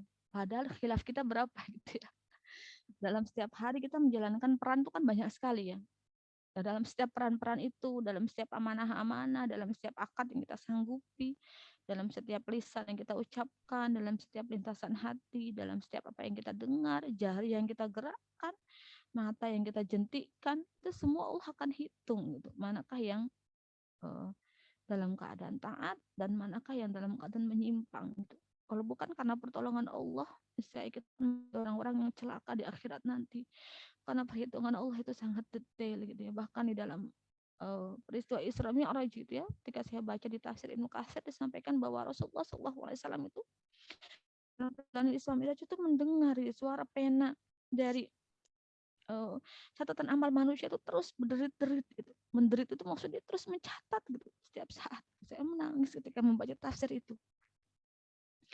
Jadi Rasulullah tuh diperdengarkan gitu ya dengan apa namanya, catatan amal manusia yang penanya tidak pernah berhenti untuk bertugas mencatat. Sementara kita sebagai hamba itu kan ya Rabbana gitu ya, kepada anak, kepada suami, kepada tetangga, kepada saudara, kepada Allah, kepada Rasulnya gitu. Bahkan mungkin kepada diri kita sendiri gitu. Amal mata, pikiran, hati, tangan, kaki, dengan segala kewajiban yang Allah kasih, dengan segala larangan yang Allah berikan, dengan ilmu yang minim gitu ya, dengan kesungguhan amal yang rendah. Apalah kita kalau bukan karena pertolongan Allah gitu, semua itu akan Allah catat dan akan Allah perhitungkan gitu. Tapi itu nggak boleh buat kita putus asa ya. Itu harus buat kita hanya untuk ngawas diri ya, karena Allah Subhanahu wa taala nggak akan zalim. Kalau kita berusaha berbuat baik, makanya saya tuh selalu ya kalau saya ingat gitu, saya ingat ajal, saya ingat hari hisab, saya ingat alam kubur, saya langsung beristighfar. Mohon ampun ya Allah, karena kadang ada dosa yang kita nggak sadarin gitu ya. Ada dosa yang kita lakukan tapi kita tuh nggak sadar itu khilaf gitu loh, itu dosa gitu loh, maksud saya begitu. Atau ketika ada orang meninggal, saya melihat bukan orang yang taat, misalnya kayak beberapa waktu yang lalu tetangga saya meninggal, dan kalau dilihat dari penampakan luar ya, dia selalu pakai celana pendek gitu kan, rambutnya terurai gitu, terus ya setahu saya dia juga tidak sholat gitu, atau mungkin tidak lengkap sholatnya, sehingga ketika dia meninggal, saya tuh kayak langsung tek gitu di hati, ya Allah, kalau benar dia bukan orang yang taat, maka hari-hari di alam kuburnya begitu menderita. Terus gue langsung istighfar gitu, ya Allah, aku kok yo mikir wong liya, bahasa Jawanya kok aku mikirin orang lain, wong diriku sendiri aja belum tentu selamat gitu ya, dan belum tentu juga dia disiksa, siapa tahu ada amal yang tersembunyi yang saya nggak tahu, yang sebenarnya Allah ridho gitu. Makanya saya langsung istighfar, Allah mohon ampun gitu, kalau saya merasa lebih baik dari dia, mohon ampun kalau saya merasa aman atas amal-amal saya gitu, saya langsung istighfar. Jadi saya merasakan sesuatu gitu yang itu mengkhawatirkan buat saya dalam hati langsung istighfar. Saya ingat akhirat, saya ingat neraka gitu, sampai ada hadis mengatakan kalau engkau tahu neraka, niscaya jantungmu akan bergeser dari tempatnya begitu. Saking kagetnya seorang hamba dengan keadaan api neraka, saya langsung istighfar, ya Allah, pasti kita nggak akan sanggup begitu. Jadi kalau hamba itu tahu ya dasar-dasar akidah gitu, dia belajar itu, dia tahu ayat dan dalilnya, dia akan menjadi orang yang sangat tulas asih di muka bumi. Dia akan menjadi orang yang sangat apa ya, taat gitu ya, sangat sangat rajin gitu, sebagaimana para nabi dan rasul dan para sahabat gitu. Walaupun ada sahabat yang mengeluhkan, ya Rasul, kalau saya ketemu engkau, saya tuh kayak semangat gitu, ingat Allah, pengen ibadah. Tapi ketika saya sudah di rumah gitu, saya tuh kayak ketawa-tawa sama anak istri, lupa gitu. Maka kata Rasulullah, sesungguhnya kalau engkau selalu dalam keadaan taat, seperti itu saya engkau tuh malaikat. Gitu. Artinya kata Rasul wajar gitu ya. Kalau kata Ustaz Abu Samad apa itu sa'ah wa sa'ah ya, sangatan wa sa'atan. Jadi ada waktunya gitu. Ya ada kalanya kita mungkin bercandaria dengan keluarga, bukan berarti kita dalam keadaan nggak taat gitu. Tapi ada kalanya kita juga harus terus ngecas gitu keimanan kita sehingga kita tidak lupa diri gitu dengan nikmat-nikmat dunia yang Allah kasih, yang jangan sampai itu melalaikan kita dari kehidupan akhirat kita gitu ya. Jadi semoga Allah Subhanahu wa taala menjadikan kita orang-orang yang hisabnya menyelamatkan di hari hisab, bahkan mudah-mudahan kita bisa menjadi memberi syafaat satu dengan yang lain karena kita berkumpul di forum surganya Allah, niat kita ikhlas lillahi ta'ala sehingga Allah menjadikan kita sebagai orang-orang yang saling mencintai karena Allah gitu ya. Sudah jam 17.22, mungkin kita bisa sampai sifat yang ke-40 ya. Semoga teman-teman berkenan, nggak bisa banyak-banyak dalam satu waktu. Kecil banget ya, saya nggak baca chatnya ya. Semoga kedengeran ya. Apa mungkin ini saya terlalu jauh? Silahkan, saya serahkan lagi ke Kak Sarah ya. Kita masih punya waktu sekitar 8 menit ke setengah 6 untuk bisa sesi tanya jawab. Kak Sarah silakan. Kak Sarah. Ini Kak Sarahnya kemana ya? Atau dari Muamalah Muslimah bisa bantu saya untuk memandu tanya jawab? Kak Evi atau Mbak Eri kalau ada? Ya, baik. Ya mungkin kasarannya Ditembak langsung ya Kak Evi, nggak apa-apa ya. ya mungkin kasarannya sedang melempar ya. Ya, baik teman-teman, jika ada yang ingin bertanya, silahkan. Ini ada yang resen sudah, Bu. Iya, ada banyak yang resen, monggo. Mbak Ristina, ya monggo Mbak Siska. Tadi saya ngeliat lama Mbak Siska sih. Silakan Mbak Siska, jazakumullah Assalamualaikum. khairan fimarnya. Waalaikumsalam warahmatullahi wabarakatuh. Allah, senang aku. Semoga jadi amal solid dalam dakwah juga ya Mbak Siska. Amin. Amin. Umi, aku mau tanya Boleh tentang silakan. Al-Qobir tadi. Itu kan Allah mengetahui rahasia ya, tahu masa lalu dan masa depan kita ya. Nah, terkadang itu kan teguh dalam beriman, menerima kehendak Allah itu sementara kita tuh belum tahu rahasia-rahasia di depan kayak apa, itu kan kadang susah ya Om, naik turun namanya manusia ya. Kayak misalnya kita punya impian apa tapi belum tercapai padahal segala macam cara sudah dilakukan gitu ya. Istilahnya mungkin kalau orang sekarang bilang kaki udah jadi kepala, kepala udah jadi kaki gitu ya. Misalnya ya Om. Terus kita sudah ikhtiar gitu kan.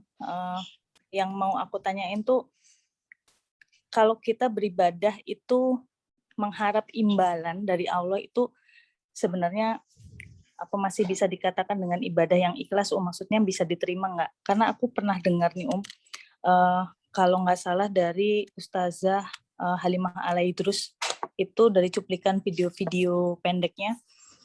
Jadi kalau kita tuh beliau mengatakan kalau saya nggak salah ingat ya insya Allah kalau kita tuh ibadah tuh minta niatnya tuh karena Allah aja gitu, karena kalau kita tuh ibadah niatnya misalnya ya Allah aku niat puasa nih untuk biar bisa beli mobil Alphard misalnya gitu. Jadi nanti di akhirat kalau di dunia itu sudah keturutan beli Alphard, nanti di akhirat tuh bisa dipertanyakan pahala-pahalanya. Saya dulu melakukan ini kok nggak ada pahalanya. Ternyata pahalanya itu ya aku udah kasih kamu Alphard di dunia gitu. Nah itu tuh apa saya yang salah nangkep atau karena mungkin kan nggak bisa berkomunikasi ya Om kalau lewat video gitu ya. Itu tuh terkadang kita kan sering ya dalam ikhtiar itu untuk mengetahui rahasia Allah itu kan kadang-kadang kita ikhtiarnya kan kenceng banget. Nah itu menurut Umi apakah doa itu saat mengharapkan imbalan itu termasuk yang benar atau enggak? Itu aja. Ya, saya paham maksud Mbak Siska. Jadi begini Mbak Siska, di dalam Islam ada yang disebut dengan ghayatul ghayah, ya, tujuan di atas tujuan. Bahwa setiap hamba harus punya tujuan tertinggi dalam amal dia, baik itu amalan dunia maupun amalan yang nuansanya amalan akhirat, artinya amalan itu amalan ibadah mahdhah, itu tujuannya hanya untuk Allah. Seseorang berdagang, seperti yang pernah saya sampaikan beberapa waktu yang lalu, dia punya tujuan mendapatkan keuntungan, itu juga pasti ada pada niatnya. Tetapi kenapa tetap Allah terima orang berdagang yang jujur itu? Bahkan dalam banyak hadis dikatakan orang yang bersyirkah dia amanah maka Rasul ada bersama mereka. Artinya Rasul meridhoi itu, berarti Allah meridhoinya. Itu berarti berdagang dia mencari keuntungan, ada niatnya nggak mencari keuntungan? Ada kan?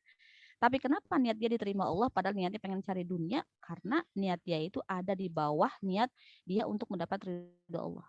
Jadi dia berdagangnya karena dia tahu dia harus cari uang buat nafkahin anak, keluarga, atau kalau seorang wanita dia mau nyari uang buat bantu suaminya, itu kan ada niat itu. Dia melakukan itu karena apa? Karena Allah perintahkan.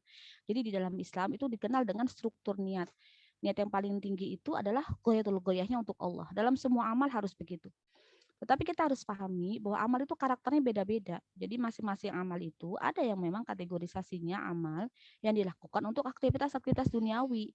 Ya, seperti tadi misalnya berdagang, berjual beli, sewa menyewa, itu kan di dalamnya ada akad-akad yang tujuan-tujuan amalnya juga ada.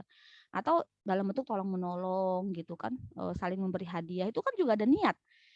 Misalnya saya gitu, pengen menyenangkan orang tua, saya berikan mobil. Ada niat nggak mau nyenengin orang tua? Ada kan motif nyenengin orang tua. Lalu kok itu diterima Allah nggak motif nyenengin orang tua? Kalau motif nyenengin orang tuanya itu karena kita tahu Allah seneng, kalau kita nyenengin orang tua berarti itu goyatul goyahnya karena Allah. Itu berarti ikhlas gitu ya. Jadi kan ada amal-amal dunia itu kan pasti ada tujuan-tujuan yang memang harus dicapai. Itu yang disebut dengan qimah amal. Qimah amal ini tidak merusak amal, justru qimah amal ini harus dicapai sesuai dengan karakter amal tadi. Mungkin yang dimaksud Ustazah Halimah tadi itu kalau tujuan akhir dianya itu karena dunia gitu. Jadi dia melakukan semuanya, dia sholat, dia puasa, dia apa, dia melakukannya memang pengen dunia. Dia ceramah pengen dapat uang, dia apa, nah itu beda. Karena Allah tahu goyatul goyah dia tuh di mana letaknya. Bukan berarti orang yang mengajar digaji, ngajarnya nggak dapat pahala. Tergantung dia masih punya goyatul goyahnya nggak. Dia ngajar pengen menyebarkan ilmu, lalu digaji. Salah nggak? Nggak salah digaji dia.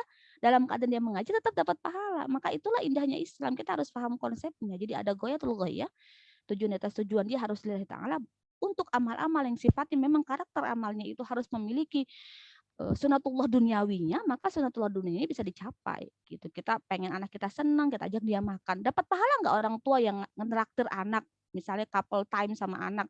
Itu dapat pahala karena dia tahu bahwa dia harus didik anaknya jadi solid, didik anaknya itu dengan membuat anaknya trust ke dia. Ya, itu kan urutannya jadi panjang. Tapi dalam semua hal itu kan motifnya selalu ada itu, motif-motif duniawi kan. Nah, motif-motif duniawi itu untuk amal-amal duniawi benar. Yang salah adalah kalau orang melakukan amal-amal ibadah itu directly dia tujukan buat dunia.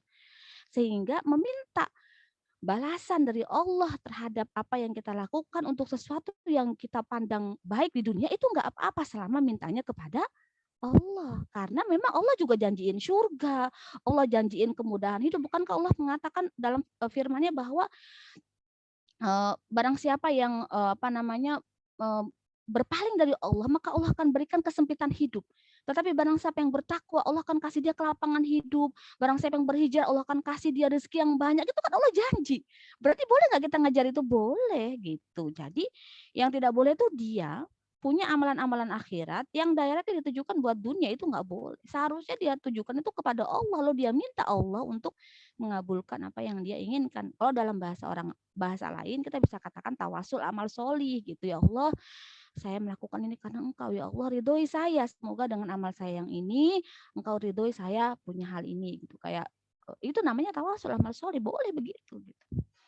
Ya, jadi seperti itu gitu ya. Ya saya yakin Ustazah Halimah lebih fakih ya dari saya insya Allah. Jadi beliau juga paham gitu. Mungkin maksudnya beliau kan ada banyak sekarang orang yang sangat materialistis ya, sehingga akhirnya dia melakukan amalan-amalan dengan tujuan untuk mencari dunia. Bahkan itu diijazahkan gitu. Kalau mau dapat ini silahkan sholawat sekian juta kali. Kalau mau ini nggak boleh kayak gitu. Itu kan dia sama saja meresepkan bahwa dunia itu didapatkan dengan melakukan aktivitas amal akhirat itu. Padahal itu kan semuanya amal akhirat gitu. Sholawat, zikir itu kan amal akhirat. Kalau amal akhirat itu berarti mintanya pahala Allah ya. Dengan pahala itu kalau mau ditawasulkan, ya Allah saya melakukan ini karena Engkau, mudahkan saya mendapatkan ini. Atau kalau misalnya sholawat, dia adalah salah satu adab doa. dalam doa itu kalau kita nggak baca salawat, doanya nggak akan dikabulkan Allah. Doa itu memuji Allah, mohon ampun atas dosa kita, dan yang berikutnya adalah membaca salawat Nabi. Doa nggak pakai salawat itu nggak diterima sama Allah gitu, karena harus memuji Rasulullah SAW. Nah itu bagian dari adab doa, bukan malah salawat itu dijadikan sebagai diselawatin dulu yuk, kita pengen mobil diselawatin, itu nggak benar gitu. Saya tidak sepakat itu. Dan ya boleh teman-teman berbeda pendapat, tapi berdasarkan apa yang saya kaji, bukan begitu cara ngajarin umat. Nggak dipotong gitu. Kalau dipotong gitu nanti umat jadi salah, akhirnya umat menjual amal-amal akhiratnya sekedar untuk mendapatkan dunia, padahal umat harusnya diajarin tentang ghayatul ghaiyah, tentang karakter amal. Sunatullahnya amal itu untuk mencari apa, itu sebagai tujuan-tujuan duniawi yang Allah syariatkan. Tetapi sebenarnya tujuan duniawi itu dia mau karena Allah perintahkan itu, berarti kan sebenarnya dalam rangka taat kepada Allah gitu. Kurang lebih gitu ya Mbak Siska ya. Jadi nggak apa-apa dengan amal-amal kita, lalu kita berdoa minta karena kita taat ya Allah, kayak para tabiin itu atau para ulama di masa lalu itu, dia bilang sesungguhnya aku menambah ibadahku agar aku memiliki anak yang solih gitu. Coba dia bayangkan, jadi dia mensolihkan dirinya tuh karena dia berharap kepada Allah, berkenan agar Allah mensolihkan anaknya juga. Itu nggak didebat oleh para ulama, boleh begitu. Masa ibadah pengen anaknya solih? Kan berarti kalau anaknya solih kan tujuan dunia. Tapi kan ada sesuatu yang tidak dijelaskan oleh ulama itu, berarti maksudnya dia mohon Allah tuh ridho dengan amalnya, dia sedang merayu Allah dengan amalnya, sehingga dengan begitu doa dia punya anak solih dikabulkan Allah. Ya kan? Ada yang tidak dijelaskan kan oleh ulama ketika mengatakan seperti itu. Tapi kita paham maksudnya karena secara konsep kita mengerti mana batasan-batasannya. Gitu mungkin Mbak Siska, di udah 5:30 ya, mungkin hanya satu pertanyaan. Kadang saya suka lupa waktu kalau udah Bisa yang kira Baik, barakallah. Yang lain mungkin nanti ya, kan kita masih Asmaul Husna masih agak panjang, boleh bertanya tentang Asmaul Husna yang sebelumnya atau bahkan yang nanti akan kita kaji. Begitu Kak Evi, Mbak Siska dan teman-teman semua. Ya, baik, itu ya teman-teman, karena waktunya sebenarnya waktunya panjang ya, cuman kan Ustazah Meti juga punya agenda lain, karena beliau seorang ibu yang Masya Allah ya. Nah, jadi mungkin satu dulu ya pertanyaannya. Nanti kalau ada pertanyaan yang lain bisa dicatat dulu, nanti kita tanyakan ke pertemuan berikutnya atau kita drop di WAG gitu. Baik, alhamdulillah nggak kerasa udah selesai ya. Insya Allah kita ketemu lagi minggu depan. Semoga apa yang sudah kita pelajari tadi makin menambah ya, nggak bosan-bosan untuk terus semakin menambah ketakwaan kita kepada Allah gitu ya, semakin menundukkan kita bahwa kita ini adalah manusia yang kecil banget gitu, yang sangat membutuhkan Allah. Baik, tanpa berlama-lama lagi kita cukupkan forum kita dengan membaca istighfar 3 kali, doa kafaratul majelis dan hamdalah. Astagfirullahaladzim. Subhanakallahumma bihamdika asyhadu an la ilaha illa anta astaghfiruka wa atubu ilaik. Mohon maaf lahir batin, sampai jumpa pekan depan insyaallah ya. Ya, baik. Assalamualaikum warahmatullahi wabarakatuh. Jazakallahu khair Ustazah. Waalaikumsalam warahmatullahi Jazakallahu khairan Ustazah. wabarakatuh. Ustazah.